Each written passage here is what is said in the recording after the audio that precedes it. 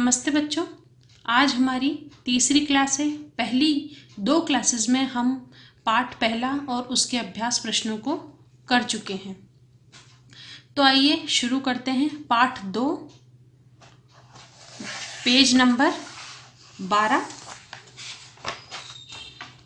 Page number 12, सिर्फ एक दिन, जिसके लेखक हैं एलन डी शुक्ल।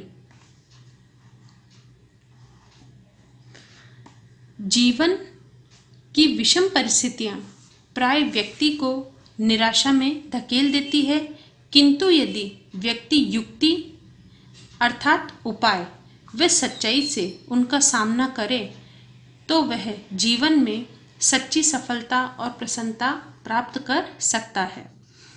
प्रस्तुत सत्य घटना इसी बात की पुष्टि करती है। ये कहानी एक सत्य घटना पर आधारित है और जीवन में कई परिस्थितियां आती है, लेकिन हमें उसका डटकर सामना करना चाहिए, तभी हमें सफलता प्राप्त होगी और प्रसन्नता भी प्राप्त होगी। तीसरी कक्षा में पढ़ने वाली एमी हैंगरदान अपनी कक्षा में जाने के लिए मुड़ी, तभी विपरीत दिशा से दौड़े चले आ रहे एक लंबे लड़के से टकरा गई। 5वीं कक्षा के उस लड़के ने एमी की तरफ घूरकर देखा। जो एक लड़की का नाम यहाँ बताया वो है एमी हैंगरदान और वो कक्षा तीसरी में पढ़ती है। ये बात स्कूल में हो रही है। ये जो घटना है ये सब स्कूल में घट रही है। एक लड़का आया और वो लड़का पढ़ता था 5वीं कक्षा में और एमी से टकरा गया। लड़के ने एमी को घूरकर देखा और उससे बोला, ए छिपकली, देखकर नहीं चल सकती क्या? उस लड़के ने कहा। फिर उस छोटी सी लड़की से बचने के लिए छलांग लगाते लगाते रुका और फिर उसे चिढ़ाने के अंदाज में अपनी दाईं टांग को उठाकर उसी तरह से लंगड़ाकर दिखाया जिस तरह एमी चलने में लंगड़ाती थी। उसने उस लड़की की नकल करने की कोशिश की, क्योंकि एमी जो थी पाँव से थोड़ा लंगड़ाकर चला करती थी। एमी ने अपनी आंखें बंद कर ली। अपनी कक्षा की ओर बढ़ते हुए उसने स्वयं को समझाया, इसकी ओर ध्यान देना आवश्यक नहीं है। दिन भर रह रहकर एमी को मन ही मन उस लंबे लड़के की वह हरकत याद आती रही। ऐसा नहीं था कि पूरे स्कूल में सिर्फ वही था जिसने एमी को चिढ़ाया था। ऐसा एमी के साथ पहली बार नहीं हुआ था। जब से एमी तीसरी कक्षा में आई थी, हर दिन कोई ना कोई उसे चिढ़ाता ही था। बच्चे उसकी लंगड़ी चाल को देखकर उसका मजाक उड़ाते रहते थे। एमी को उससे बहुत कोफ्त होती थी। जब भी कोई उसे चिढ़ाता था तब पूरी कक्षा में वे स्वयं को नितांत अकेला पाती थी। जो उसकी तरफदारी कर सके ऐसा कोई भी उसे नजर नहीं आता था। कोफ्त का मतलब है दुखी होना। वो बहुत दुखी होती थी। नितांत अकेला पाना, नितांत यानी बिल्कुल अकेला। और जो उसकी तरफदारी कर सके, तरफदारी यानी कोई उसकी तरफ से बोल सके, कोई उसका साथ दे सके, ऐसा वहां पर कोई भी नहीं था। आमतौर पर अपने घर पर चहकती रहने वाली एमी उस रात बहुत ही गुमसुम सी थी। उसकी माँ को यह भान था, भान यानी कुछ अंदेशा सा था कि स्कूल में कोई शक था कि एमी के साथ सब कुछ ठीक ठाक नहीं चल रहा है। इसलिए श्रीमती पैटी हैंगरदान अपनी बेटी से बातचीत करने की कोशिश कर रही थी। शायद इससे एमी के मन का बोझ कुछ हल्का हो और वह स्कूल की बात उन्हें बताए। माँ ने एमी का ध्यान बटाने के लिए सूचना दी, तुम्हें पता है एमी, रेडियो स्टेशन पर क्रिसमस कामना प्रतियोगिता होने वाली है। उसमें बच्चे अपनी किसी इच्छा को पूरी करने के लिए सांता क्लॉस को एक पत्र लिखकर भेज सकेंगे। सबसे बढ़िया लिखने वाले को इनाम मिलेगा। मुझे तो लगता है कि जिसके तुम्हारे जैसे घुंघराले बाल होंगे, इनाम उसी को मिलेगा। माँ जो है, एमी की माँ, वो उसका ध्यान कहीं और उलझाना चाहती थी, ताकि एमी की अगर कोई परेशानी है तो वो उसे भूलकर इधर लग जाए, इस बात में उलझ जाए। माँ की बात पूरी होते न होते एमी की हंसी छूट गई। हालांकि प्रतियोगिता उसे रोचक लगी, इसलिए उसने याद करने की कोशिश की कि इस बार क्रिसमस के मौके पर वह अपने माता पिता से क्या पाने की उम्मीद कर रही थी। दिमाग में एक विचार के कौंधते ही एमी के चेहरे पर मुस्कान की क्षणिक रेखा खींची, यानी कि कुछ दिमाग में जैसे ही उसके मन में उसके विचार आया, वैसे ही एमी के चेहरे पर एक क्षण भर के लिए एक मुस्कान आ गई। वह तुरंत कागज कलम लेकर लिखने बैठ गई। किसको लिख रही है वो? सांता क्लॉज को लिख रही है। एक रेडियो स्टेशन की प्रतियोगिता है, क्रिसमस कामना प्रतियोगिता। उसमें जो भी इसमें अपनी इच्छा लिखेगा और जिसकी इच्छा होगी वो पूरी की जाएगी, सांता क्लॉज को पत्र लिखकर, जो बढ़िया लिखेगा उसकी। तो एमी भी लिखने बैठी। प्रिय सांता क्लॉज, उसने अपनी पहली लाइन लिखी। जब एमी प्रतियोगिता के लिए अपना पत्र लिख रही थी, सारा परिवार भी ये अनुमान लगाने में व्यस्त था कि एमी अपने लिए क्या मांगेगी। एमी की दीदी तथा उसकी माँ को लगता था कि एमी जरूर 3 फुट की बारबी गुड़िया मांगेगी, क्योंकि एमी जब भी उनके साथ डिपार्टमेंटल स्टोर जाती तब ललचाई आंखों से उसी गुड़िया को देखती रहती। एमी के पिता का मानना था कि शायद वे कार्टून बनाने वाली किताब मांगेगी, जिसे लाने के लिए वह अक्सर उनसे आग्रह किया करती थी। आग्रह करना यानी बार बार अनुरोध करना, रिक्वेस्ट करना उनसे, उसके लिए मांगना। एमी ने किसी को भी अपनी क्रिसमस कामना के बारे में नहीं बताया, वह इसे गुप्त रखना चाहती थी। उसने उस रात यह क्रिसमस कामना लिखी थी। प्रिय सांता क्लॉज। यहाँ एमी का जो पत्र है वो सांता क्लॉज के लिए समाप्त हो गया है। पृष्ठ संख्या 14। मेरा नाम एमी है, मैं 9 साल की हूँ। मेरे साथ स्कूल में एक समस्या है। क्या तुम मेरी मदद कर सकते हो सांता क्लॉज? जिस तरह से मैं बोलती हूँ और चलती हूँ, उस पर स्कूल के बच्चे मुझ पर हंसते हैं। मैं सेरेब्रल पॉल्सी रोग से पीड़ित हूँ। मैं सिर्फ एक दिन ऐसा चाहती हूँ जिस दिन बच्चे मुझ पर न हंसे और न ही मेरा मजाक उड़ाए। ये एक ऐसा रोग है जिससे मांसपेशियों में दर्द होता है और बच्चे को बहुत ही तकलीफ होती है इससे। एमी। फोर्ट वाइन इंडियाना के रेडियो स्टेशन पर क्रिसमस कामना प्रतियोगिता के लिए बच्चों की चिट्ठियों का अंबार लग गया। सभी ने चिट्ठियां भेजी। एमी की जैसी और बहुत बच्चे थे जिन्होंने इस प्रतियोगिता में भाग लिया और चिट्ठियों का एक अंबार सा लग गया रेडियो स्टेशन पर। कार्यकर्ताओं को चिट्ठियों की छटनी करने और पढ़ने में आनंद आ रहा था। आसपास के तमाम बच्चों ने अपनी इच्छाओं को मजेदार तरीके से सांता क्लॉज के सामने रखा था। जब एमी का पत्र रेडियो स्टेशन पर पहुंचा तो प्रबंधक थे ली रॉबिन ने उसे ध्यानपूर्वक पढ़ा। वहां के जो प्रबंधक थे ली रॉबिन, उन्होंने उसे ध्यान से पढ़ा। किसका पत्र? एमी के पत्र को। उसे पता था कि सेरेब्रल पॉल्सी मांसपेशियों में खराबी की एक ऐसी बीमारी है जिसके बारे में अधिकांश लोग नहीं जानते। निश्चय ही एमी के स्कूल के अन्य छात्रों को नहीं पता होगा कि एमी किस तकलीफ से गुजरती रहती है। उसे लगा कि फोर्ट वाइन के लोगों को तीसरी कक्षा में पढ़ने वाली एमी की इस विशिष्ट क्रिसमस कामना के बारे में जानना चाहिए।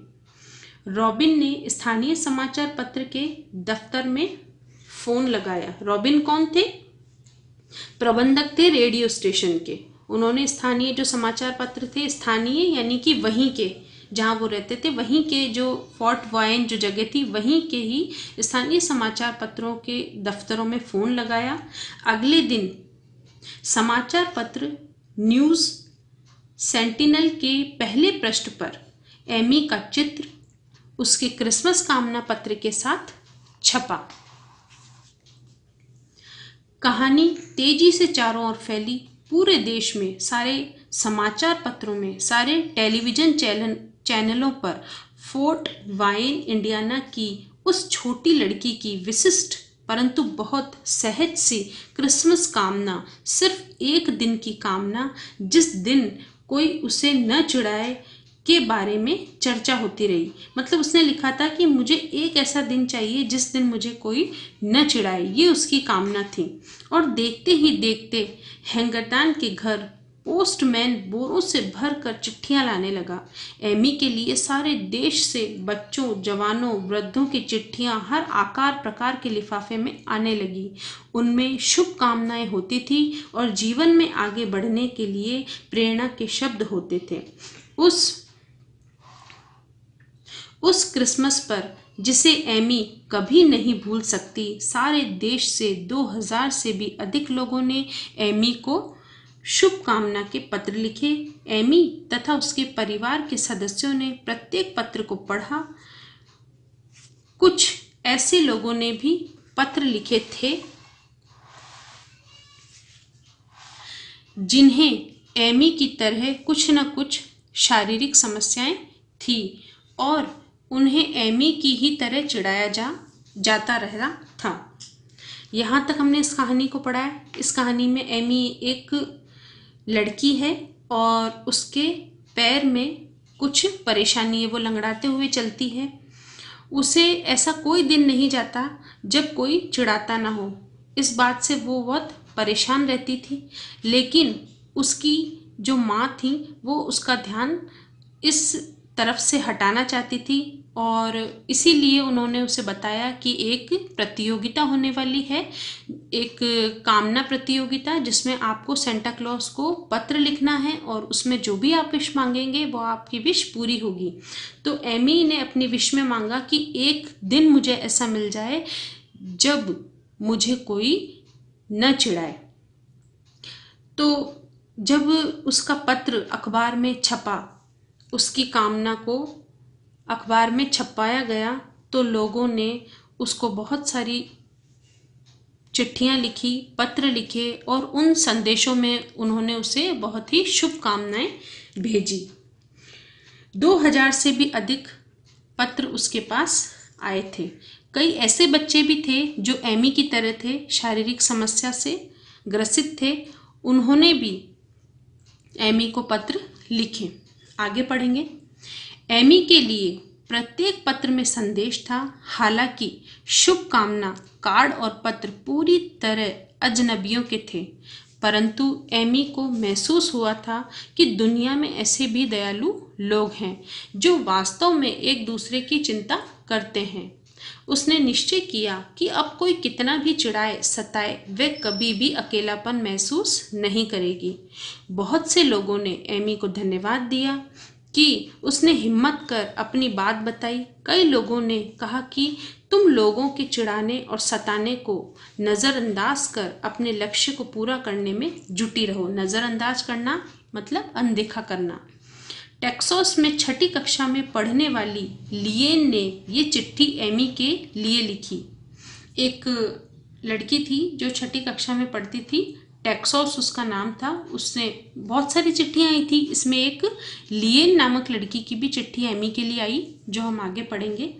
कि एमी, मैं तुम्हारी दोस्त बनना चाहती हूँ। यदि तुम कभी मेरे यहाँ आ सको तो हम सचमुच बहुत सारे खेल खेलेंगे। यहाँ कोई हमें चिढ़ाएगा नहीं, क्योंकि हम उनकी बात सुनेंगे ही नहीं।